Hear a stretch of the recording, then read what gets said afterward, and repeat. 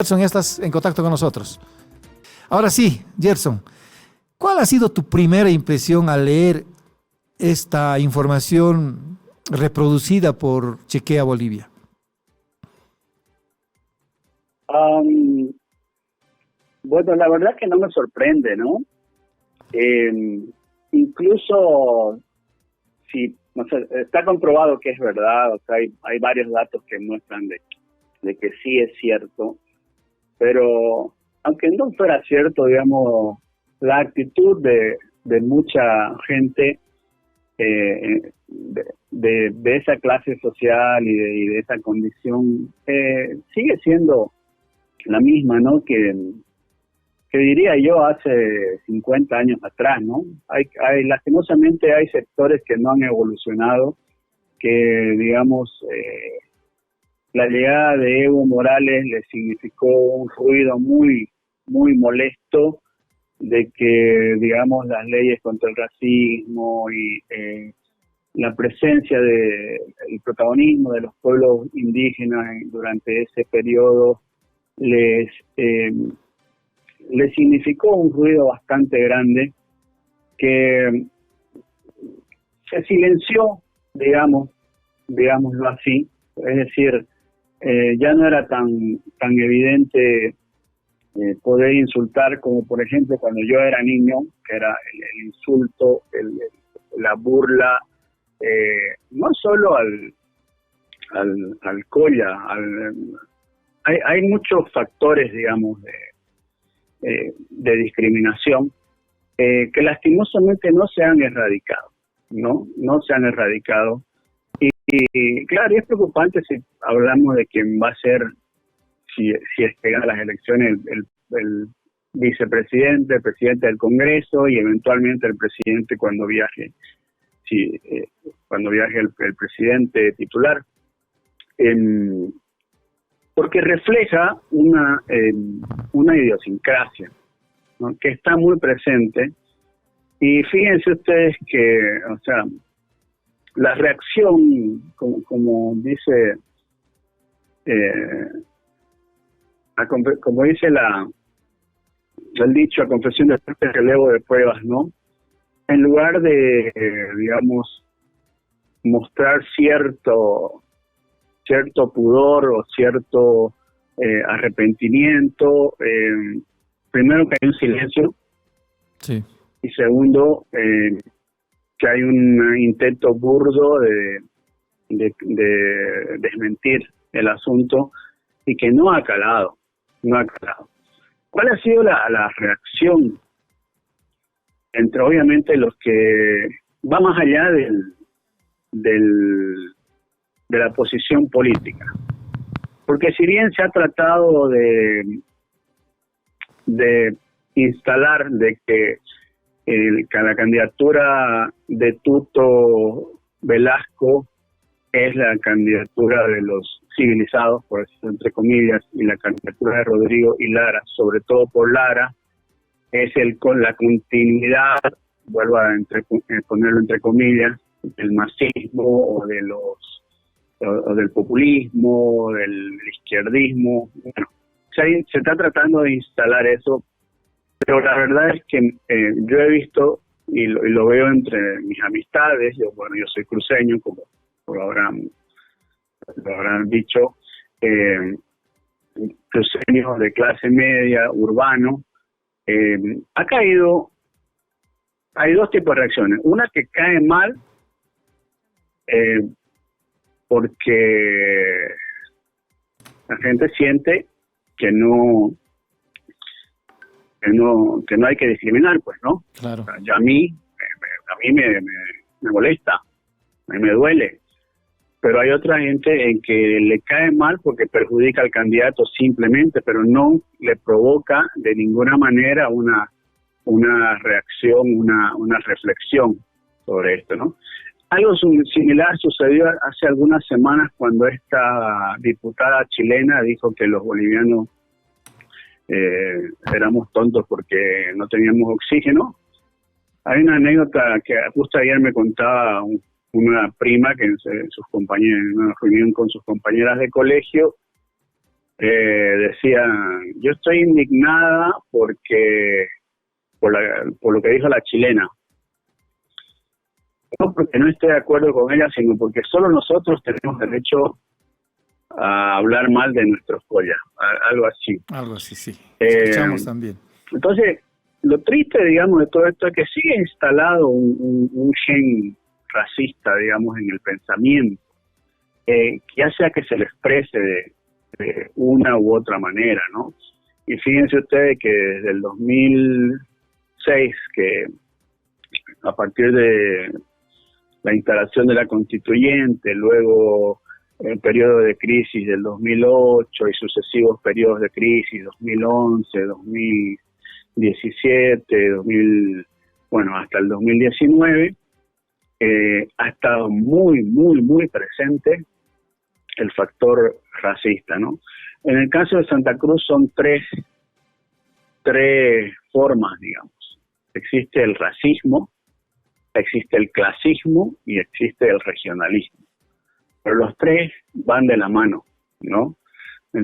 Y alguien me dirá, pero ¿cómo puede Santa Cruz ser racista o existir racismo en la ciudad más cosmopolita de Bolivia, ¿no? El censo ha mostrado que el 70% de los habitantes cruceños no son cruceños, ¿no? Y son mayormente del interior del país. Pues bueno, eso no quita que siga existiendo ese gen racista. Claro. Usted en ciudades mucho más cosmopolitas del mundo, como Nueva York, como São Paulo, como Buenos Aires, por nombrar algunas, igual existe racismo. Pues bueno, lastimosamente en Santa Cruz hay una impronta de una mentalidad de las clases dominantes que lastimosamente maneja todavía un discurso heredado desde la propia colonia, ¿no? También debo decir que no es exclusividad de Santa Cruz esto, ¿no? Es decir, claro.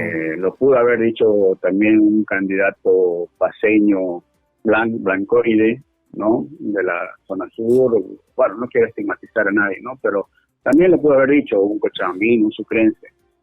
Acordémonos que el constituyente un episodio de racismo muy fuerte en Sucre, ¿no? Lo peligroso es que se pase de lo enunciativo a la acción, ¿no? Como ha sucediendo en los ejemplos que he mencionado en los momentos de conflicto anteriores, ¿no? Esperemos que no. Ahora, sí, cuando uno reproduce, nosotros hemos publicado información relativa a estos tweets en los últimos días, pero cuando uno ve los comentarios en las redes sociales, como dices, Gerson, a unos les cae mal, pero a otros no. Más bien les da cuerda para reproducir estas actitudes racistas, incluso con epítetos, con frases más duras que las que aparentemente escribió Juan Pablo Velasco. Y eso obviamente nos muestra que el racismo en Bolivia está latente, muy latente. Amén de los políticos que en su momento también cuestionaron, se rieron de la huipala, la llamaron trapo, también reprodujeron muerte a los collas o ningún colla va a pisar nuestra tierra, como ese político en Beni hace poco nada más ha declarado, justamente de la misma alianza de Jorge Quiroga. Entonces eso es lo peor porque se reproduce. Aparentemente todo estaba tranquilo hasta que aparecen estas frases, y en esto hay que ser justos. No es que un candidato del Partido Demócrata Cristiano haya publicado o haya desempolvado estas frases, sino unas verificadoras, ¿no? De manera sucesiva. Hablamos de Chequea Bolivia y de Bolivia Verifica, que han escudriñado seguramente declaraciones de Juan Pablo Velasco a través de este streamer argentino. Entonces, Es triste saber que todo lo que se dice respecto al racismo se reproduce rápidamente y con ganas y con mucha motivación de parte de mucha gente. La mayoría, sí, hay que decirlo también, no piensa como Juan Pablo Velasco en estas sus frases, Gerson. Sí, yo creo que la mayoría no lo piensa, pero hay probablemente sea una mayoría silenciosa, ¿no? Que tiene miedo de hablar, ¿no? Sí. Un compañero que estamos hablando hace 30 años atrás, cuando había cero corrección política y está totalmente normalizado hacerse la burla de todo, ¿no? Y él era el que más chistes hacía sobre collas, digamos. Te hablo que, bueno, era una Santa Cruz donde todavía estaba empezando una migración, pero sus padres, su madre era paceña y sus abuelos eran aymara hablantes, o sea, no hablaban bien el castellano. Entonces le digo, pero vos, ¿por qué te reís de o sea, tu familia es colla? Y bueno, él buscaba un justificativo, y ese fenómeno se da mucho en Santa Cruz. Sí. Que muchos de esos discriminadores son hijos de migrantes, son nietos de migrantes o son nacidos en otros departamentos del occidente y llegan acá a Santa Cruz y no sé, como que sienten esa necesidad de integrarse al discurso predominante, que debo decir también que ese discurso predominante es alimentado por los medios de comunicación. No es que los medios de comunicación lo estén explícitamente promoviendo, pero sutilmente sí promueven esa idea de una Santa Cruz blanca, bueno, la famosa frase, ¿no? Santa Cruz alto, blanco y que hablan inglés y los que no hablamos inglés. Pero eso en el fondo alienta pues esa división. Esa otredad que le llamarían, ¿no? los sociólogos, porque la justificación al racismo es el otro, ¿no? La accionar del otro, porque ¿qué están diciendo ahora? No, pero ellos son más racistas que nosotros. Ellos dijeron guerra civil que nos iban a matar. Ellos se acuerdan hasta de los ponchos rojos que degollaron perritos allá por el 2006.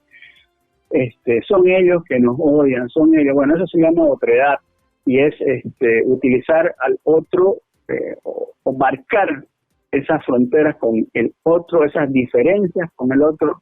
Y mientras eso existe en todo el mundo, ¿no? No es un patrimonio de Bolivia. Pero en el caso boliviano, mientras mantengamos esa otredad, y también es una reflexión de Occidente para Oriente también, vamos a seguir en esta disyuntiva, ¿no? Porque lastimosamente, como decía anteriormente, va de la mano el combo, ¿no? Es ser regionalista, racista y clasista. O sea, si sos pobre, colla e indígena, está frito. Si sos colla, pero sos jailón y blancoide y tenés cierto patrimonio, solo te va a caer el regionalismo, pero si va con todo el combo completo va a ser peor, ¿no? Y obviamente eso genera uno conoce contrarracismo, contrarreacción. Pero además, no es solo el racismo, cuando hablamos de racismo, no es solo contra el colla. Yo crecí en una sociedad, en una familia, lo tengo que decir lastimosamente, donde era más visto el camba, el cunumi, ¿no? Y en Santa Cruz todavía existe ese tipo de prejuicios donde con un pantone te están midiendo el color de piel, a ver qué tan puro, digamos, sos, o pretendés ser, ¿no? Porque en realidad, o sea, no hay por dónde perderse. Santa Cruz tenía en los años 50 tenía 30.000 habitantes y tiene 3 millones. Nos hemos mezclado, nos hemos recontra mezclado. Tenemos, o sea, no existe, digamos, no existe el cruceño puro. Es como pretender que exista un bonaerense puro, un paulista, un neoyorquino puro. Somos una ciudad que ha crecido a partir de la migración, como crecen todas las ciudades. No es que de pronto los cruceños nos pusimos a tener millones de hijos. Entonces, es absurdo, pero insisto, las clases dominantes necesitan mantener ese discurso para mantener cierta hegemonía de poder también y tener esa hegemonía para negociar políticamente, ¿no? Ahora, ya para terminar, Gerson, todavía va a estar en agenda estas frases. Es más, muchos están cuestionando, ha causado revuelo sinceramente, pero mucha gente está reproduciendo esos viejos odios a través de los comentarios, a través de la justificación y descalificando el trabajo de estas dos verificadoras. Yo decía ayer en una entrevista con No Mentirás, al principio de nuestra transmisión comentaba esto, este candidato electo, Omar Durán, decía que esas verificadoras no hicieron bien su trabajo. No es prueba el que hayan sacado un screenshot de sus frases, de las frases de Juan Pablo Velasco, y habría que apelar, si son ciertas o no, a Elon Musk, al dueño de la red X, y tendría que certificar ese Elon Musk la existencia o no de este tweet de 2010. A ese extremo se llega y obviamente eso justifica nomás lo que dijo Juan Pablo Velasco, pero bueno, con un decir es falso, creo que no termina la polémica. Esto debería darnos pie a reflexionar con profundidad sobre por qué en los peores momentos de la guerra política aparecen este tipo de frases y justificaciones de paso. Seguramente en las elecciones van a pesar estas frases. ¿En qué medida tienes alguna idea, querido Gerson? Yo creo que ya en este momento, ¿no?, está teniendo repercusión. Vivimos una época goebbeliana, ¿no?, donde es casi una regla el decir las cosas muchas veces para que una mentira un montón de veces para que sea verdad, y con la velocidad que se reproduce, entonces se termina haciendo la famosa fake news, digamos, claro, ¿no? Entonces, bueno, si hay una verdad verdadera, para la redundancia, entonces seguramente la estrategia va a ser tratar de convencer de que es una fake news. Creo que la estrategia no está funcionando, y claro, el que lo quiera creer, lo va a creer, de todas maneras. Yo, por ejemplo, yo no me pongo a discutir con amigos o colegas, incluso que hay un video, sinceramente, bastante absurdo, de una explicación muy rebuscada, y como alguien dijo por ahí, el que explica se complica. Claro. Hay una supuesta maniobra para alterar el contenido de un tweet. No se puede, porque estas redes sociales, imagínense, trabajan con millones de personas, entonces están justamente hechas. El éxito de estas redes sociales es su seguridad, ¿no? La seguridad de sus datos, ¿no? Ellos la podrán manipular globalmente, pero que cada quien lo pueda manipular las redes sociales, definitivamente no existe, ¿no? Y creo que eso va a repercutir pues en los que están indecisos en todo caso, ¿no? Los que tienen el voto decidido y que incluso aplauden, a pesar de que les dé rabia que haya aparecido esto, creen que otra vez tiene razón, o piensan igual de lo que hacen los tweets, bueno, irán a mantener su voto, irán a seguir, pero creo que va a influir en la gran mayoría indecisa, ¿no? Y bueno, porque es un sentimiento. Este país es básicamente colla. para decirlo en estos términos, no es no una cuestión despectiva, sino que tiene, entendiéndose, digamos, lo pone como un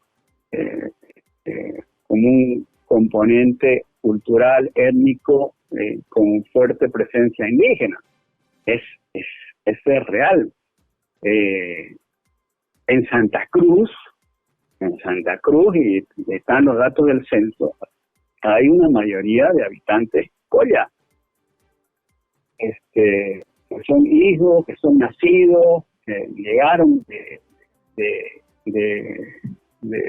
muy chicos o muy grandes, que hicieron sus negocios, que están aglutinados en grandes barrios, que ustedes ven toda la zona sureste de la ciudad, que es donde está el 60% de la población, y la comparan con estructuralmente, o sea, las casas, los edificios, lo que llamo yo los cholets Canva, ¿no?